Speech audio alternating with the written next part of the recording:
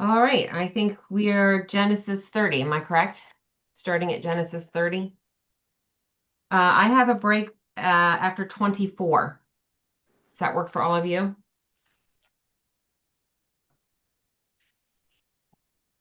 Yeah, Kim, I just want to read this one thing real quick about Rachel. okay. Rachel's attempts to earn the unearnable are a picture of a much greater error we can make. Like her, we find ourselves trying somehow to earn love, God's love. But apart from his word, we end up with one or two false ideas.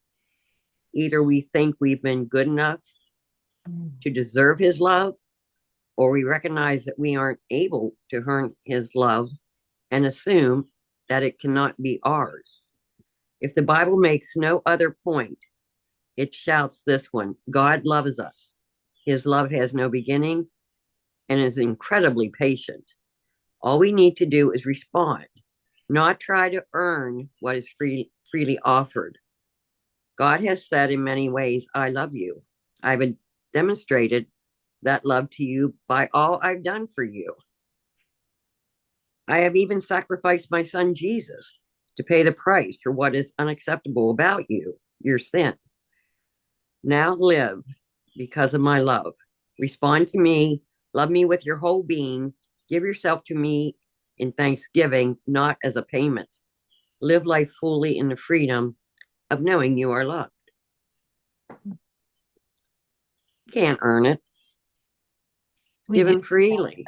don't We we? just have to accept it and respond. And anyway, I thought that was good. That's Bye. beautiful. I think it's true though. I think we do feel like I think because we feel we have to earn humans' love, like we feel like we have to earn God's love too. Any other thoughts on that? Well, I just wanted to ask Rita how her daddy made out yesterday. He did well. Having a lot of pain today, had a rough night, but all over he did remarkably well for how old he is. So Okay. we're just going to take it for one day at a time to see. We're not sure if they're going to send him home today. Let's hope not, but that still has yet to be determined. But other than the expected pain, which I don't think he expected, he's done very, very well. So thank you. Okay. Thanks. All right, Kimmy, if you're ready, and there are no other thoughts on what Lori read, will you read chapter 30 through 1 through 24? Yes. Rachel, realizing she was barren, became envious of her sister. Give me children or I'll die, she exclaimed to Jacob. Jacob flew into a rage. Am I God? He flared. He is the one who is responsible for your barrenness. Then Rachel told him, sleep with my servant girl, Bilhah, and her children will be mine. So she gave him Bilhah to be his wife, and he slept with her. And she became pregnant and presented him with a son. Rachel named him Dan, meaning justice, for she said, God has given me justice and heard my plea and given me a son. Then Bilhah, Rachel's servant girl, became pregnant again and gave Jacob a second son. Rachel named him Naphtali, meaning wrestling, for she said, I am in a fierce contest with my sister and I am winning. Meanwhile, when Leah realized that she wasn't getting pregnant anymore, she gave her servant girl Zilpah to Jacob to be his wife. And soon Zilpah presented him with a son.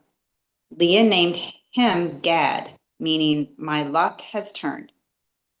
Then Zilpah produced a second son, and Leah named him Asher, meaning happy.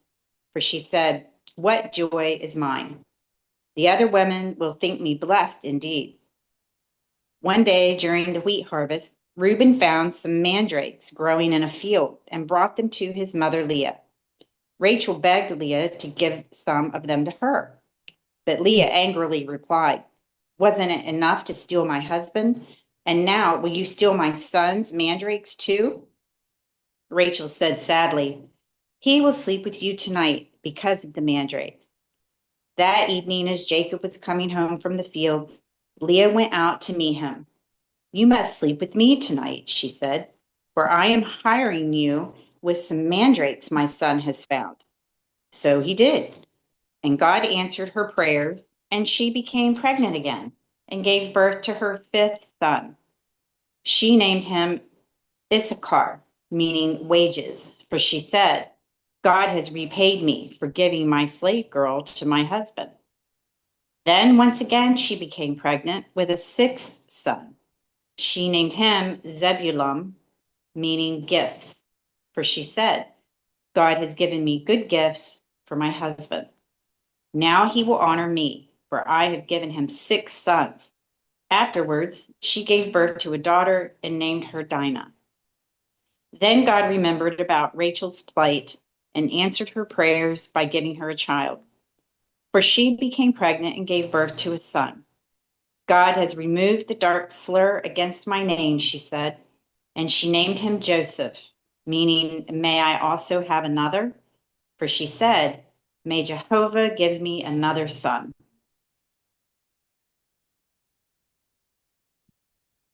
Wow. Any thoughts on that before we go into the commentaries? This sounds like a soap opera. It does. I thought it Wow. I thought it odd that Rachel accused, no, wait a minute. Leah, where was that? Of taking her Some- husband. Yeah, so taking her husband, and she gave him she gave her maid servant. It's not like, at least that's what I thought. It wasn't like he went looking for her. But then she accused him of taking her husband. Well, she's probably like, like if you're just having children with her, I'm not worried about that. Because I think what she really wanted was his heart. I think that really is odd that these women gave their maidservants to their husband all the time. I think that's so weird. And then Rachel and Leah are naming the children. The maidservants don't name their own children. Oh, I didn't pick up on that. That struck me even more strange. My- They seriously totally feel like these are my kids. Mhm. I mean, So Leah and Rebecca, or is it just Leah at this point? both of them Rachel. they're named all the kids. And I liked it as soon as Rachel had Joseph, she asked God for another. And that's what Joseph's name means. Please, Sorrow, may I have some more? I guess what pops in my mind is it's kind of like adoption. That these maidservants really didn't have children necessarily by choice, but they had them. They're It's like a surrogate. And They were yeah, surrogate mothers. yeah. So it's understandable that Rachel and Leah, and Joseph, yeah, feel these children, love these children as their own. But it's wonder just how the way they go about it. I wonder how that worked in the house though, because if you were the maidservant that bore the child, or you were the surrogate and you're living in the home too, like you would want to be the mother to that child. But yet Yeah. Leah and Rachel would have been probably considered the mother to that child. That would have been I mean, like we think we have it awful, but that would have been an awful position to be in. I'm thinking those maidservants were pretty heavily involved in the household and taking care of the children. So maybe they got to care for their children as their own, even though in name they were Well, belonged to them. they were the ones nursing them for sure. Right. They didn't have baby food back then or formula. They had full access and full, I don't know. It is weird. Well, let's see what John MacArthur has to say about this. Okay, verse 1, or else I die. A childless woman in ancient Near Eastern culture was no better than a dead wife and became a severe embarrassment to her husband. Verse 2, am I in the place of God? Although spoken in a moment of frustration with Rachel's pleading for children and the envy with which it was expressed, Jacob's words do indicate an understanding that ultimately God opened and closed the womb. Now, before I read his commentary on verse 3, I read verse 3. I double checked it. I didn't see this, but get ready. It's a visual. Okay. Verse 3, on my knees. When the surrogate gave birth, while actually sitting on the knees of the wife, it symbolized the wife providing a child for her husband. I don't see that in verse 3. I don't see, I have heard that before. Yeah, I don't see it in verse 3. Then she said, here's my servant Bilhah, go in to her, which means have sex, so that she may Right. give birth on my behalf, that I may have children through her. But I have heard that before, that that's how they did it. Wouldn't that be lovely? Okay. Overview verses 1 to 21. The competition between the two sisters' wives is demonstrated in using their maids as surrogate mothers. In declaring God had judged the case in favor of the plaintiff, in bartering for time with the husband, in accusing one of stealing her husband's favor, and in the name given to one son, wrestled with my sister, Naphtali. The race for children was also accompanied by prayers to the Lord or by acknowledgement of his providence. This bitter and intense rivalry, all the more fierce though they were sisters, and even though they occupied different dwellings with their children as customary, shows that the evil lay in the system itself, parentheses, bigamy, which, as a violation of God's marriage ordinance in Genesis 2:24, could not yield happiness. Verse 14, mandrakes. Jacob had 8 sons by then from 3 women, and about 6 years had lapsed since his marriages. The oldest son, Reuben, was about 5, playing in the field during wheat harvest. He found this small orange-colored fruit and brought them to his mother Leah. These were superstitiously viewed in the ancient world as love apples, an aphrodisiac or fertility-inducing narcotic. 15 and 16. This odd and desperate bargain by Rachel was an attempt to become pregnant with the aid of the mandrakes, a folk remedy which failed to understand that God gives children. Verse 20, now my husband will dwell with me. This was the plaintive cry of one still unloved, as confirmed by Jacob's frequent absences from her home. She hoped that having 6 children for Jacob would win his permanent resident with her. Zebulun, the name means dwelling, signifying her hope of Jacob's dwelling with her. Dinah, although not the only daughter to be born to Jacob, her name is mentioned in anticipation of the tragedy at Shechem in chapter 34. Verse 22, then God remembered Rachel. All the desperate waiting and pleading climaxed at the end of 7 years with God's response. Then Rachel properly ascribed her delivery from barrenness to the Lord, whom she also trusted for another son. Verse 24, Joseph, 1914 BC. His name means he will add or maybe add, indicating both Rachel's thanks and her faith that God would give her another son. And that's it through 24. So is 1914 the year he was born? Is that what he's saying there? I'm assuming. I don't know that for sure. Seems like that's what he meant. I find it interesting if that child was only 6 years old who got the mandrakes, why wouldn't Rachel just go get some herself?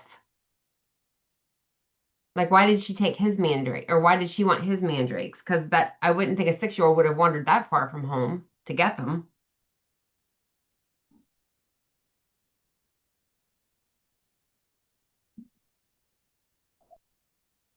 I thought it's interesting too that this was only about 6 years since the marriages.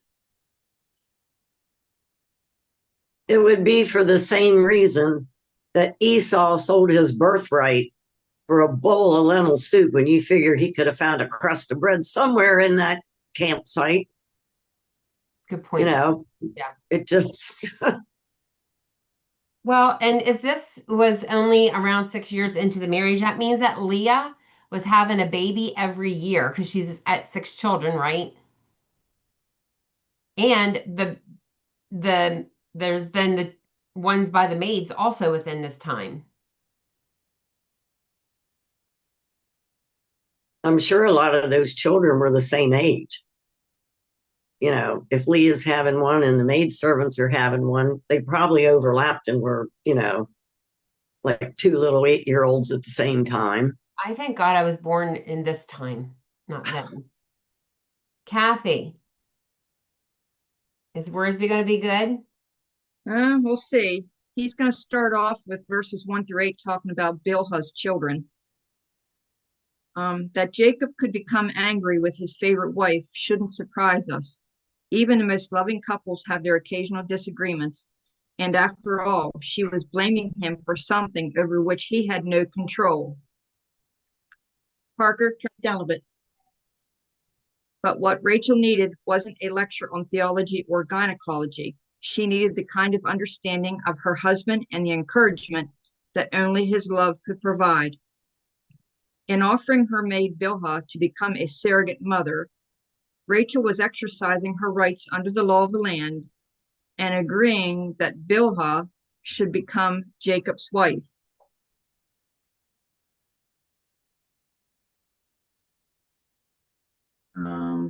There's a note here. The Hebrew word can also be translated concubine, but even a concubine had legal rights, though her status was that of a secondary wife. The law of Moses recognized the relationship. The children of the concubines were considered legitimate, but the concubines themselves had little or nothing to say about managing of the household. So they were treated as like secondary level wives with no say in the household. Right. The phrase "bear upon my knees" refers to the legal adoption of any children begotten by Jacob and born by Bilhah. Well, there he kind of. Mine doesn't say on my knees. Does anybody? Mine doesn't either. But here he's saying that here too. For verse 3. But my Bible doesn't read that. I wonder if the King James does. I bet it does. I don't know. Because he does refer to the King James a lot. The Lord answered Rachel's prayers, for Bilhah conceived and gave birth to a son, whom Rachel claimed as her own and named Dan, which comes from the Hebrew word meaning vindication, judgment. She called Bilhah's second son Naphtali, which means my struggle, because of the wrestling she had experienced over the blessings enjoyed by her more fruitful sister. With the birth of Naphtali, Bilhah ceased conceiving. Verses 9-13, Zilpah. Leah's temporary barrenness motivated her to give Jacob a fourth wife, her maid Zilpah, and, like Rachel, to claim Zilpah's children as her own. She named the first boy Gad, which means luck has come, and the second one Asher, which means blessed or happy.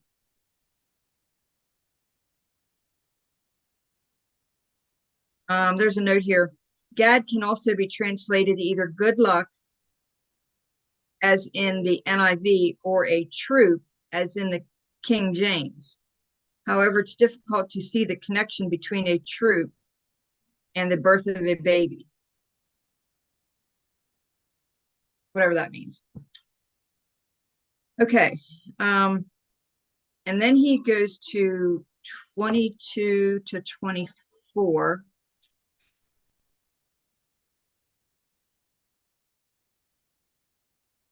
Yesterday, we had kind of read, it incorporated 17 to 21 with Leah's children in yesterday's reading that we did. And we read about the names of who her children were and what their names meant.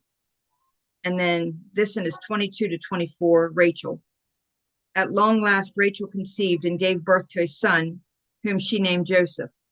The mandrakes had nothing to do with this pregnancy. It was God who blessed her in answer to her prayers.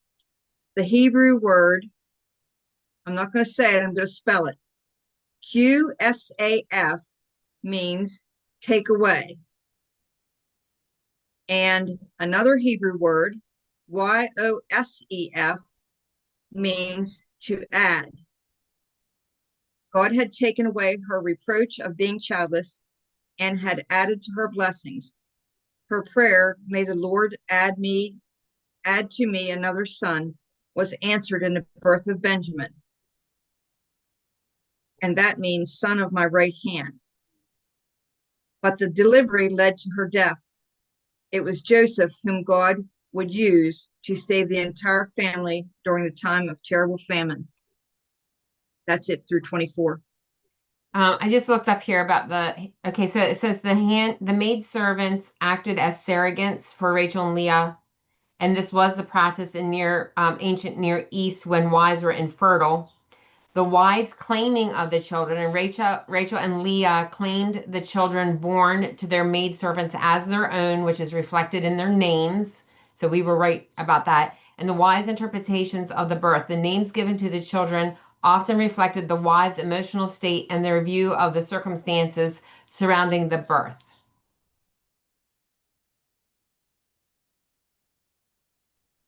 Kathy, did you say she died when she had Benjamin? Yeah, it said the delivery led to her death. And then that might be in chapter 35 because it has a reference to chapter 35, verses 16 to 20. So okay, we might get into that then. Okay, Tony Evans, 1 to 8. Well, the other thing I thought about too was Dan being born to Bilhah, because remember, Dan is the tribe that when they assigned the land was supposed to be in the Gaza Strip, and they didn't go there. They went to the northern part of Israel, and then they are also the ones that aren't mentioned in Revelation. So I think that's interesting. Okay, Tony Evans, 1 to 8. Rachel was also having family difficulties because her sister was bearing children while she wasn't. She envied her sister and felt like she was dying inside. Jacob became angry with Rachel and didn't offer much reassurance other than the true, but cold reminder that God has withheld offspring from you. So Rachel did what Sarah had done, seeking a human solution to her problem. She offered to Jacob her servant Bilhah as a surrogate mom who would have kids on her behalf. The plan worked, resulting in her two sons, Dan and Naphtali. 9 through 13. Not to be outdone, Leah responded in kind, offering her servant Zilpah to Jacob as a surrogate. Her human solution worked as well as Sarah's, and two more sons, Gad and Asher, entered the mix. I guess I wasn't thinking about, like, she was fertile, she was having children, so she probably was just keeping up with Rachel, like trying to win his whatever approval.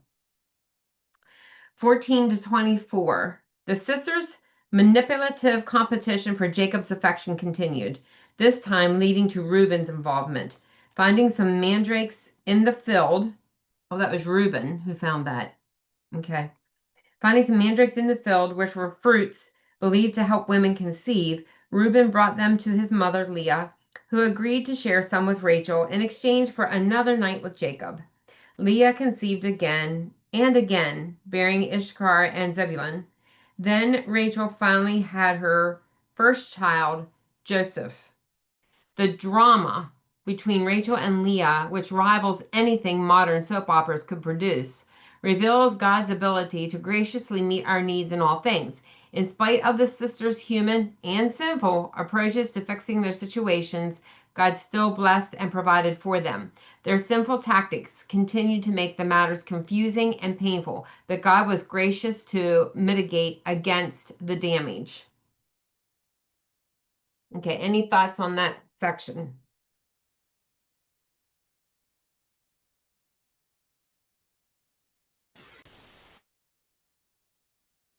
I'm going to look up in the King James here and see. What verse 3 says? Yeah, okay. It says, and she said, behold my maid, Bilhah, go in unto her, and she shall bear upon my knees, that I may also have children by her. So it's saying that in the King He shall James. bear upon my knees. She shall bear upon my knees, that I may also have children by her.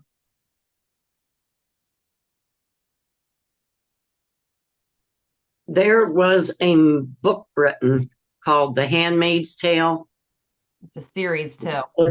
If anybody was aware of that, but they actually showed in that movie having birth on the woman's knees, and they also showed the conception where the woman was holding the handmaid's hands while the husband was making her pregnant. It was very graphic. Sorry. I'm not saying that was the Bible. That was another. When I saw that come out, I thought I could see how men could turn something biblical into something like self-serving like that. Well, they did take it out of the Bible. This was a different time, a different utopia. Yeah. Like I said, glad I wasn't born back then. Okay. So we're all talking about how many different wives and how many different children, but I guess my question is, do they see it as being okay when they say he took her as his wife? I mean, is there an official wedding prior to them conceiving and consummating this marriage or whatever you want to call it? Because each of them says she gave her as his wife and then he slept with her. I don't think there was an official ceremony. I think when he slept with her, that was the ceremony. But even though there was an official ceremony for both Leah and Rachel, because, you know, he didn't know it was Leah till he removed the veil. Mm-hmm. And they would have been like the first level wife. Right, right. So take her to bed and now she's your wife, huh? Now you're responsible for her. Okay. And I was thinking too, like Rachel's getting mad at him, but like he's producing children here with all these other women. Like, Was there a ceremony? Was there actually a ceremony between he and Rachel, or was it just him and Leah, or the only ones that had a wedding? well, remember the dad Laban said, let Leah have her week, her ceremonial week, because their wedding ceremonies lasted like for a week, and then you could marry Rachel, which then they had another week. Mm-hmm. I think it was interesting though too, whenever Leah says that in verse 16, I have hired you.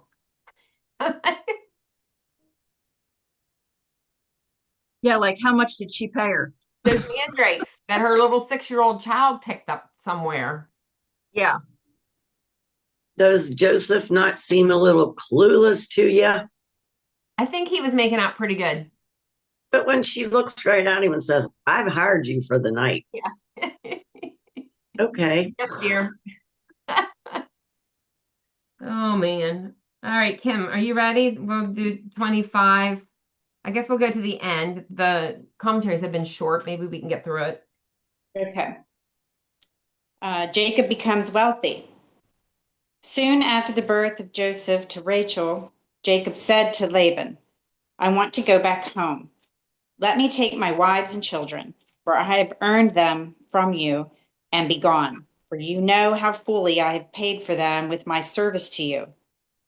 Please don't leave me, Laban replied, for a fortune teller that I consulted told me that the many blessings I've been enjoying are all because of your being here. How much of a raise do you need to get to stay? Whatever it is, I'll pay it. Jacob replied, You know how faithfully I've served you through these many years, and how your flocks and herds have grown. For it was little indeed you had before I came, and your wealth has increased enormously. Jehovah has blessed you from everything I do. But now, what about me? When should I provide for my own family? What wages do you want? Laban asked again. Jacob replied, If you will do one thing, I will go back to work for you. Let me go out among your flocks today and remove all the goats that are speckled or spotted and all the black sheep. Give them to me as my wages.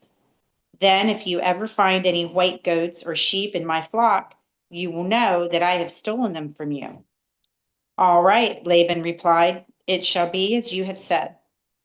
So that very day, Laban went out and formed a flock for Jacob of all the male goats that were ringed and spotted, and the females that were speckled and spotted with any white patches, and all of the black sheep. He gave them to Jacob's sons to take them 3 days' distance, and Jacob stayed and cared for Laban's flock. Then Jacob took fresh shoots from poplar, almond, and sycamore trees, and peeled white streaks in them, and placed these rods beside the watering troughs, so that Laban's flocks would see them when they came to drink, for that is when they mated. So the flocks mated before the white streaked rods, and their offspring were streaked and spotted, and Jacob added them to his flock. Then he divided out the ewes from Laban's flock, and segregated them from the rams, and let them mate only with Jacob's black rams. Thus he built his flocks from Laban's. Moreover, he watched for the stronger animals to mate, and placed the peeled branches before them, but didn't with the feebler ones. So the less healthy lambs were Laban's, and the stronger ones were Jacob's. As a result, Jacob's flocks increased rapidly, and he became very wealthy with many servants, camels, and donkeys. I was trying to remember back whenever I went through this with Crazy Man on YouTube in the morning, and he explained this husbandry and what he did here. And I was trying to remember what that was. Like the way he laid those sticks, like guided them a certain way to create the speckled flocks, but I can't remember what the science behind what he said. All right, Cindy, do you have John? Yes, verse 25. Send me away to my country. 14 years of absence had not dulled Jacob's acute awareness of belonging to the land God had given to him. Since Mesopotamia was not his home and his contract with Laban was up, he desired to return to my own place and my country. Jacob's wish to return to Canaan was not hidden from Laban. Verse 27, by experience, literally means by divination. Reference Deuteronomy 18, 9-12. Verse 28, name me your wages. On the 2 occasions that Laban asked this of Jacob, it was to urge him to stay. The first time, Laban had sought to reward a relative, but this time, it was because he had been rewarded, since the Lord has blessed me for your sake. Jacob readily confirmed Laban's evaluation in that little had indeed become a great amount. since he had come on the scene. Laban's superficial generosity should not be mistaken for genuine goodness. He was attempting to deceive Jacob.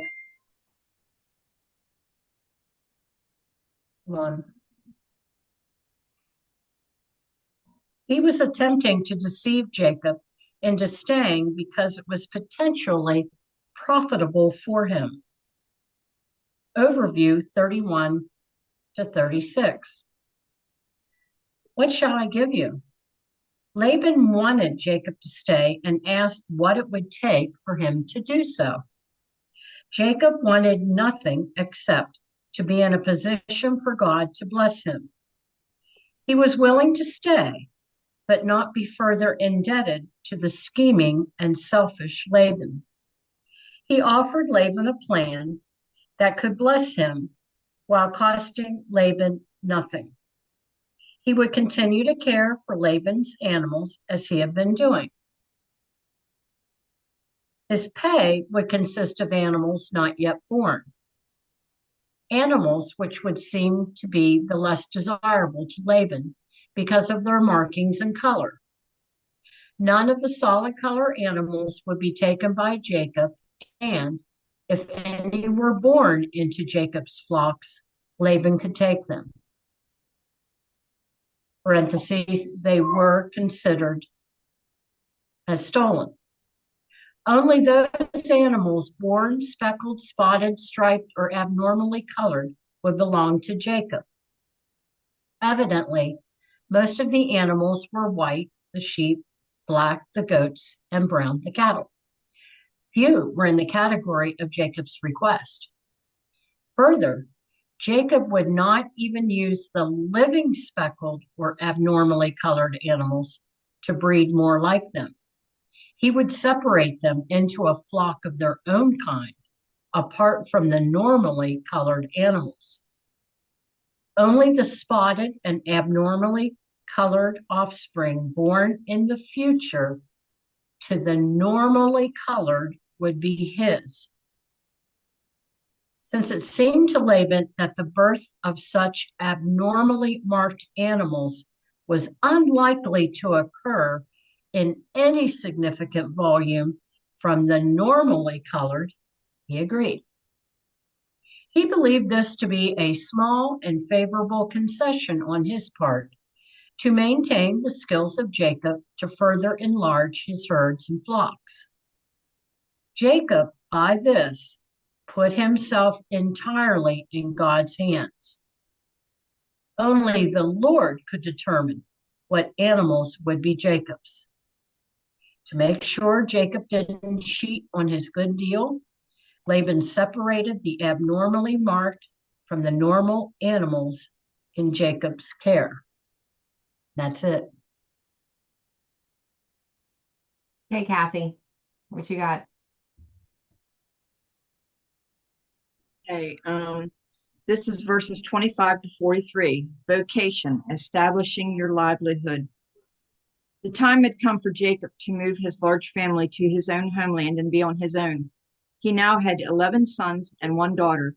He had more than fulfilled his part of the bargain. He had earned the right to freedom. It was time to stop working for Laban and start building his own future.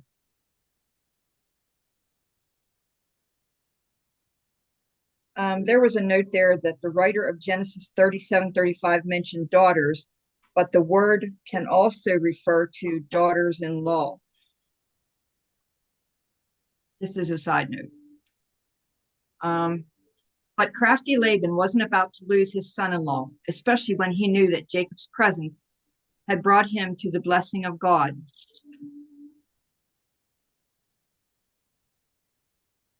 Meanwhile, Laban wasn't interested in Jacob's God. He was interested only in the blessings he received because of Jacob's God. Laban surely knew of the promises God had made to Abraham and his descendants, and he wanted to get the most out of them. This time, however, Jacob was prepared for his father-in-law because the Lord had talked to Jacob in a dream and told him exactly what to do. And apparently that's going to be in chapter 31. All Jacob wanted for his wages was the privilege of building his own flock of sheep and goats from the speckled and spotted animals in Laban's flock, animals that were considered inferior anyway. These would be separated 3 days' journey from Laban's flock so that Laban could investigate at any time and immediately knew whether Jacob was robbing him. Jacob's peeled sticks belonged to the same category as Rachel's mandrakes. They were both superstitious practices that had nothing to do with what actually happened. It was God who controlled the genetic structure of the animals and multiplied the spotted and striped sheep and goats, thus increasing Jacob's wealth very quickly. At Bethel, God promised to bless Jacob, and he kept his promise. And since Laban had agreed to Jacob's terms, he could do nothing about the results. All of those animals belonged to Jacob. During the next 6 years, Jacob became a very wealthy man because of his faith and the blessing of the Lord. Now he was ready to strike out on his own, return to his own land and people, and fulfill whatever purposes God had planned for him. When he had arrived in Padan Aram 20 years before, all he had was his staff, but he had worked hard, suffered much, and trusted God. Now he had a large family and owned extensive flocks of healthy sheep and goats, as well as camels and donkeys and servants to care for all the animals. That's it. Okay, and then Tony Evans is pretty short. 25 through 36. Jacob had arrived in Laban's house poor and alone, but by this point God had multiplied him tremendously, so he desired to return to his homeland. Laban, however, knew how beneficial Jacob was to his business, and he wanted to strike a deal for Jacob to stay. So Jacob offered to stay only if he could have the speckled or spotted, dark-colored sheep among the lambs and the goats. These were considered less valuable, so Laban immediately accepted the deal. He separated the flock to protect his investment, thinking he had once again gotten the better of Jacob. 37 through 43. No husbandry manual teaches that animals that breed in the sight of peeled branches produce speckled offspring. Jacob was attempting to selectively breed speckled sheep, but God was the one supernaturally guiding the process. In the end, the weak sheep belonged to Laban and the stronger ones to Jacob, and Jacob became very rich. This is a reminder that it doesn't matter how good a deal seems in human terms. The man on whose side God stands will have the better deal. Any last minute thoughts or additional commentary information? I have something here in my Bible. I had sent a picture there of Jacob and his wives and their children. And underneath it, it says Jacob's many wives, 2 wives and 2 substitute wives, led to sad and bitter consequences among the children. Anger, resentment, and jealousy were common among Jacob's sons. It is interesting to note that the worst fighting and rivalry occurred between Leah's children and Rachel's children and among the tribes that descended from them. I thought that was interesting that you didn't so much have fighting between Zilpah and Bilhah's children. It was between Leah and Rachel's. So apparently their feud trickled down to the kids, to the boys. Yeah, imagine it would have. That's a good point. We've made it through a whole nother chapter. Anything else anybody wants to share? I kind of think that Leah's children may have said, well, our father married our mother first, so we should be the higher up in the hierarchy, even though Jacob didn't treat their mother like Rachel. But I could see where that would fuel the fire for the boys. Mm-hmm. Well, and we often talk about, or we often hear about, things that we as adults deal with should not impose that on our children, because they should not have to deal with with the adult problems per se. So it makes me wonder too, how many times did the mother say something that the children either overheard or they directly said that caused some of that fueling of bitterness? I'm sure Because it does happen. it does happen even now, because there are a lot of people who don't keep that stuff from their kids, whether it's their fight, the parents fighting or whatever. So it does spill over. I'm sure in Leah's tent, it was probably practiced, that to have the animosity, just because she was very upset, lonely, and felt unloved. Yeah, I would think that would create like resentfulness, like deeply embedded resentfulness. It had to. Any other thoughts? Right here. All right, if there are no other thoughts, Kim, you just muted yourself. We are going to do trivia. Oh, she's moving because of noise, I bet.